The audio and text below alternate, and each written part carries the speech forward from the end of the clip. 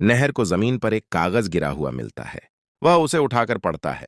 कागज पर लिखा होता है, आगे किनारे पर, अब मैं तुम्हें और ज्यादा परेशान नहीं करना चाहती, इसलिए मैं अपने रिश्ते और अपने घर को छोड़कर बहुत दूर जा रही हूं।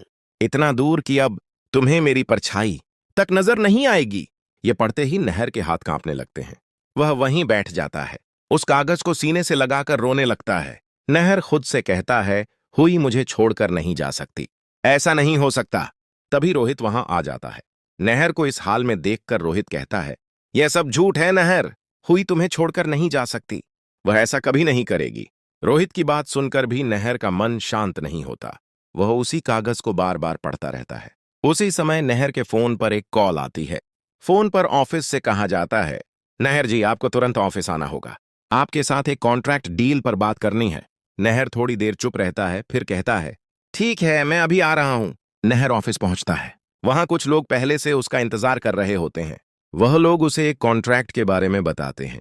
नहर पूछता है, ये किस तरह का कॉन्ट्रैक्ट है? वे लोग कहते हैं, यह एक पेंटिंग से जुड़ा हुआ कॉन्ट्रैक्ट है। इसके बाद नहर के सामने एक पेंटिंग रखी जाती है। नहर जैसे ही उस पेंटिंग को देखता है, वह ध्यान से उसे देखने लगता है और कहता है, यह पेंटिंग काफी दिलचस्प है, इसे बनाने वाले कलाकार का नाम क्या है? जब वे लोग पेंटिंग बनाने वाले का नाम दिखाते हैं तो नहर अचानक हैरान हो जाता है। उसका चेहरा एकदम बदल जाता है। नहर उस नाम को बार बार देखता है और मन ही मन सोचने लगता है। उसे समझ नहीं आता कि यह सब कैसे हो सकता है। अब सवाल यह है कि नहर उस नाम को देखकर इतना हैरान क्यों हुआ? क्या इस पेंटिंग का कोई कनेक्शन हुई से है? क्या यह पेंटिंग नहर को फिर से किसी पुरानी सच्चाई की तरफ ले जाने वाली है, या फिर इसका रिश्ता बच्चों की मां से जुड़ा हुआ है? अब आगे क्या होगा दोस्तों? क्या नहर को हुई के बारे में कोई नई सच्चाई पता चलेगी?